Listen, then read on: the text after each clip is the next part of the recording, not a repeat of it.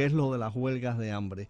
Las huelgas de hambre de los presos políticos es el último recurso. El último recurso. Es el último recurso que tiene un preso político para llamar la atención sobre su caso en el exterior, tratar de conseguir la mayor solidaridad posible y para demostrarle a sus carceleros que no se va a rendir, que no lo van a poder doblegar y que está dispuesto a arriesgar su vida con tal de que se le haga la mínima justicia que se le puede hacer a un prisionero cubano en esas condiciones. Porque la gente a veces no le da importancia, no, que está en huelga de hambre. Bueno, se muere la gente en huelga de hambre. Acaba de ocurrir el caso de Giancarlo González González. Se muere la gente en huelga de hambre y no solo te mueres por inanición si te demoras muchos días en comer, sino que te puedes morir a los 3 días de una huelga de hambre por algún fallo del sistema, claro. Además de un sistema que está expuesto a toda una cadena de maltratos y de condiciones pésimas. Entonces las huelgas de hambre de los presos políticos, aunque duren un día, hay que apoyarlas. Aunque dure un día hay que apoyarla, aunque sea de 3 horas hay que apoyarla, aunque sea que por una razón que nosotros entendemos hay que apoyarla, porque ese preso político lo que está es tratando de llamar la atención sobre su caso y el de todos los demás para que se les respete, para que se les conceda un mínimo de condiciones, para que el mundo sepa cómo es que se le está tratando. Y por último, Luis Daniel Ferrer dijo una cosa que nosotros... Luis Enrique dijo una cosa que nosotros hemos hablado aquí semanas y semanas, del 11 de julio, y se nos ha pasado. Señores, se murieron 20 generales en cadena. Sí. En cadena ahí cayeron generales. Y entre ellos, coroneles. El entonces jefe del Ejército Oriental, que es una de las figuras más importantes del aparato militar cubano, que tenía 58 años. Sí. Es decir, mucho más joven que tú y que yo. Exacto. Y a la mayoría de los cuales a ninguno de los cuales se le enterró con grandes honores que yo sepa. No. Simplemente escondido en la sombrita. Hubo uno, el que era antes el jefe de la inteligencia, que yo supongo que para mayor humillación lo enterraron en el panteón de los bomberos. Sí. Como no me acuerdo ahora el nombre, que era el jefe de la inteligencia. O sea, que dentro de la esfera militar hay movimiento. Dentro de la esfera militar, el 11 de julio provocó una sacudida. Creo que tenemos a Orlando. Mira, tenemos a Orlando Gutiérrez Boroná, secretario general del Directorio Democrático Cubano y líder, presidente de la Asamblea por la Resistencia. Y fíjate, cada uno de los líderes de las organizaciones presentes hoy, Rafa Montalvo, Ángel de Fana, Tony Costa, Silvia Iriondo, cada una de las personas puso un ángulo importante. Y en algo en el que coincidieron Luis Enrique Ferrer, que lo acabas de mencionar, Marcel Felipe, presidente del Museo de la Diáspora Cubana, y Orlando Gutiérrez Boroná, fue en el tema de que tenemos que poner como prioridad a los presos políticos. Así es. Y otra cosa importante que dijo Orlando, el tema de la unidad. Ya tenemos a Orlando Gutiérrez Boroná por ahí. Doctor Orlando Gutiérrez Boronat, bienvenido aquí a nuestro programa A Fondo. Andrés Reinaldo y Miguel Cosillo. Un abrazo, Orlandito. 2 personas que aprecio mucho como intelectuales y gente que piensa claro. Gracias. Orlando, número 1, tu impresión del evento, y número 2, te pregunto directamente porque diste 3 mensajes importantes a mi juicio que me gustaría que lo compartieras con el público. Bueno, antes de eso, quiero decirle a ustedes de que no fueron 20 generales, fueron 28. 28, tienes razón. A correr, a correr. Entre ellos, Francis Pardo, uno de los militares más carismáticos que tenía el régimen. Así es. Que todo eso está rarísimo lo que pasó ahí. Un cowboy muy especial que nada más que atacaba a los miembros de la FARC. Sí, además, déjame decirte, la opinión de la prensa, el silencio que hizo la prensa internacional sobre el hecho, me parece bochornoso, porque si en Suiza se mueren 3 generales en cadena, hay una investigación de Naciones Unidas. Andrés, mira, yo sé que lo que voy a decir es políticamente incorrecto, pero hay una conspiración para mantener el régimen en el poder. Así lo hemos vivido por Europa, el esfuerzo que ha hecho el aparato de izquierda europeo para que no se sepa que hay tropas castrocomunistas peleando al lado de Rusia contra Ucrania. Y que tú siempre has denunciado Así desde mismo. desde el día 1 que hemos tratado el tema de la invasión rusa a Ucrania. Tienes razón, Orlando. Orlando, Tengo buena noticia. Hoy por primera vez el Parlamento Europeo condenó específicamente la presencia de tropas clasocomunistas al lado de Rusia, la compararon con las tropas norcoreanas y señalaron que el régimen comunista de Cuba es un beligerante en la agresión contra Ucrania. excelente noticia, excelente. Excelente noticia, hay que divulgarla.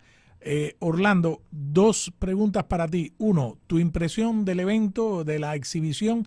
Y dos, diste hoy 3 mensajes importantes a mi juicio que hay que expandirlo, como cada uno de los representantes de las organizaciones del exilio que habló allí. Bueno, yo creo que en primer lugar agradecerle a ti, a Marcel, el esfuerzo que hicieron.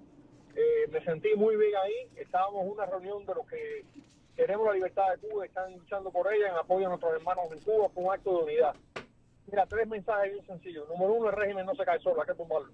Bien. Para tumbar tenemos que unirnos, pero unirnos operativamente, con resultados efectivos. Número 2, para armar un gobierno de transición hay que trabajar muy duro. Eso no se improvisa. Y tenemos que comenzar el trabajo desde ahora y es parte del proceso de liberación. Tenemos que dar los pasos necesarios porque va a hacer falta el concurso de apoyo de todos los buenos cubanos dentro y fuera de Cuba para levantar un gobierno democrático después de tantas décadas de tiranía. De acuerdo. Nuestro país ha brillado muchas cosas, hemos tenido problemas históricos con la estabilidad democrática, hay que superar todo eso para levantar una nación democrática como hizo Polonia, como hizo Israel, como hizo Taiwán, se puede hacer. No importa que tengamos una historia de dictaduras y tiranías, podemos levantar un país libre si nos organizamos para eso. Y no podemos pensar, no caer en la idea de la varita mágica que se va a dar solo. Ni se caen solos, ni se construye la democracia sola. Hay que trabajar duro y se puede hacer porque esa mesa de unidad que ustedes sentaron, un auditorio de unidad, porque lo que había en el auditorio era un liderazgo tremendo también. En apoyo a esa mesa de unidad y a esa concurrencia de unidad, hay toda una nueva generación de muchachos que quieren pelear y quieren reconstruir a Cuba y hay que organizarnos para eso. Sin duda. El tercer mensaje es los presos políticos. Eso. Aquí. Y los dos puntos es los presos políticos. Tenemos que unirnos para apoyar no solamente a los presos en su lucha en las prisiones, a los familiares de los presos que están fuera. Hay que apoyar a Ángel de Fania plantado en la labor que hacen, duplicar nuestros esfuerzos, que sepa el que está dentro de Cuba que caiga preso por la causa de la libertad, que tiene apoyo desde los que estamos en el exterior. Para mí eso que está señalando yo lo compartí aquí, Orlando, por lo siguiente. Cada uno de los que estuvo ahí, repito, puso un ángulo importante del momento en que vivimos. Y Luis Enrique, tú y Marcel coincidieron en el tema de los presos políticos. Y Luis Enrique añadió una cosa que me parece muy preclara y que hay que expandir esa idea, que es el momento de dejar al lado todo. Y no puede ser que alguien de alguna organización o de que piense algo hable mal o trate de denostar a una figura. Ese momento hay que combatirlo y dejarlo a un lado. Tenemos que estar unidos. Si no estamos unidos, nunca vamos a triunfar. ¿Fue tu impresión hoy? Yo creo que hoy fue un momento de unidad muy bonito. Yo soy testigo de que nos podemos unir, podemos trabajar bien juntos. La Asamblea de Resistencia Cubana, con 52 organizaciones participando, es una unidad en la acción. Podemos hacerlo. Y tenemos que hacerlo para procurar y defender un gobierno democrático cubano libre que logre devolverle todas las libertades y derechos al pueblo de Cuba. No se puede diluir la soberanía del pueblo de Cuba, ni su libertad, ni su democracia. Tenemos que estar muy claros los objetivos. Nos sobran evidencias históricas de lo que pasa cuando la transición no es buena. Los primeros 2 años de transición determinan los próximos 30 años del país y el proceso de liberación determina la transición. Vimos lo que pasó en Nicaragua, que a pesar del heroísmo, de la lucha, de la resistencia nicaragüense, que murieron por miles en las junglas y las montañas de Nicaragua, perdieron todo en la mesa de negociación en Zapoá, y ahí está el degenerado de Daniel Ortega en el poder. Lo vimos en Rusia, donde fracasó la transición democrática y la KGB está en el poder fortísima. Hemos visto lo que pasa cuando no se hace bien la transición. De acuerdo. Si derrotas al enemigo, si derrotamos al Partido Comunista, si sacamos del poder a la familia Castro, Cuba tiene la oportunidad de ser libre y construirse en democracia. Pero entonces tiene que haber un programa de gobierno ya hecho, ya claro, para poder institucionalizar la democracia en el país y devolverle al pueblo lo que es la razón de lucha nuestra, la libertad, la soberanía, los derechos. Orlando, y dijiste una cosa importante que te agradezco el comentario, pero me parece que en tu sentir es mucho más profundo. Tú allí dijiste, el museo puede ser la casa, el Museo Americano de la Diáspora Cubana, la casa de ese principio de trabajo en común. Y no porque sea la sede donde estamos y hacemos la exhibición permanente de la experiencia cubana o la exhibición del 11J, sino creo que el sentir tuyo, y corrígeme si estoy equivocado, tiene que ver con el grupo de personas, porque habían también líderes electos sentados ahí. Tuvimos desde el senador Ridley Scott, el congresista Mario Díaz Balar, la congresista Debbie Wasserman Schultz, demócrata por el sur de la Florida, para que luego no nos pinten que republicano, que demócrata por el sur de la Florida, María Elvira Salazar, Carlos Jiménez, Mike Hammer, que lo vamos a tener más adelante. Creo que el sentido de lo que tú estabas diciendo iba por ahí, ¿correcto? Yo propuse la idea de que empecemos conversaciones lo antes posible. La sede puede ser el museo. Creo que debe ser una sede natural de cuando empiecen estas conversaciones para ver cómo logramos la mayor integridad y la mayor organización. No se improvisa una liberación, no se improvisa un gobierno de transición.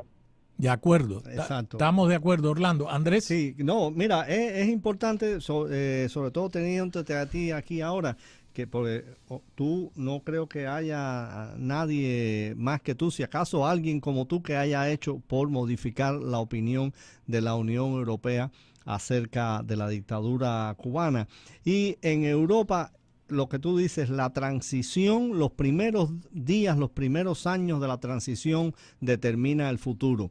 Y hemos visto cómo en algunos países de Europa Oriental, por ejemplo, en Polonia hubo un problema muy grande porque la legislatura se quedó básicamente en manos de los excomunistas y fue tremendo poder limpiar eso. Y ahora mismo, más recientemente, hemos visto en Rumanía que la derecha ganó en buena ley unas elecciones y la Corte Suprema de Rumanía las echó abajo. ¿Te das cuenta? Eso es porque esas transiciones no se efectuaron con la limpieza, hay que decirlo, necesaria para que los elementos del viejo régimen no queden dentro de la estructura de poder. Bueno, también y la comunidad internacional. Adelante, Orlando, sí. No, Andrés ha dado un ejemplo formidable. Rumanía es uno de esos países donde el aparato de seguridad e inteligencia preservó demasiado poder y eso ha lastimado la democracia rumana. Rumania ha tenido un despegar económico impresionante y la sociedad civil se ha levantado, ha tenido mucho éxito, pero todavía tiene grandes problemas porque no fue buena la transición. Fue muy difícil, mejor que la rusa, pero no perfecta. Sí, Orlando, ahora que hablas de transiciones y has tocado un punto central y que yo siempre lo he dicho, es verdad lo que pasó en Rusia, pero lo que pasó en Rusia también en la década de los 90 tiene que ver con esos intersticios de la historia, donde aquí en los Estados Unidos hubo una administración a partir del año 93 hasta el año 2001 que permitió en alguna medida que el oso ruso herido y arrastrándose se levantara. Fíjate que ha quedado para el argot político el sustantivo de Siloviki, que en ruso quiere decir la suerte de dos palabras, hombre que viene de la procedencia del poder del aparato de seguridad del Estado. Y es el clan, las mafias, donde está encabezada por Vladimir Putin, y fue en esa década porque Estados Unidos en aquellos años no prestó atención correcta a la transición a lo que estaba pasando en Rusia. Sí se ocupó de la amenaza nuclear. Hay documentales extraordinarios que cuentan cómo Estados Unidos hizo hasta lo imposible porque esas armas nucleares y las armas convencionales cayeran en manos inapropiadas. ¿Y qué ocurrió después? Esos recovecos de la historia. Señores, vino el tema de la guerra contra el terrorismo. ¿Qué es lo que tiene que pasar en Cuba? Y por eso lo que ha señalado Orlando sobre el proceso de transición, de fabricarlo bien. No puede haber en Cuba una generación de los Putin cubanos. No puede haber. Esos tipos que hoy tienen dinero, generales, coroneles, tenientes coroneles, mayores, capitanes, que tienen dinero invertido en el mundo, en cuentas secretas por ahí escondido, incluso que han hecho negocios aquí en los Estados Unidos. Eso hay que evitarlo a toda costa. Orlando.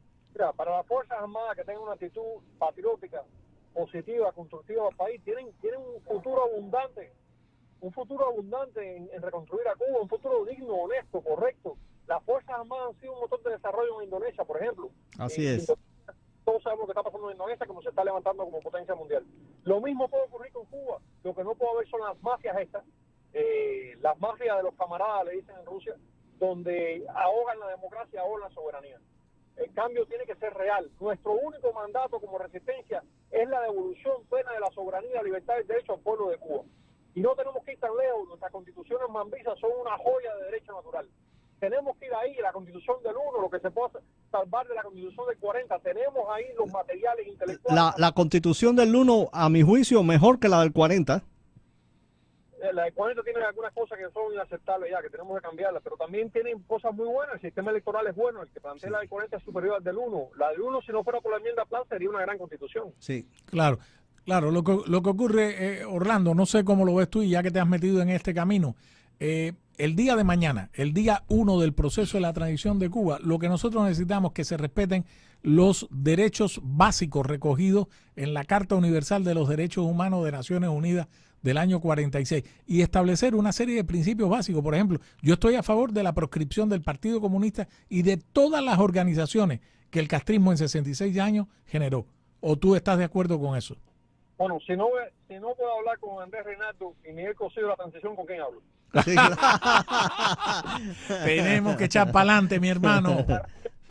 Hablar con ustedes sobre esto. Mira, yo creo, está bien la Declaración Universal de los Derechos Humanos, que fue un producto de la gran diplomacia que Cuba tuvo en la República.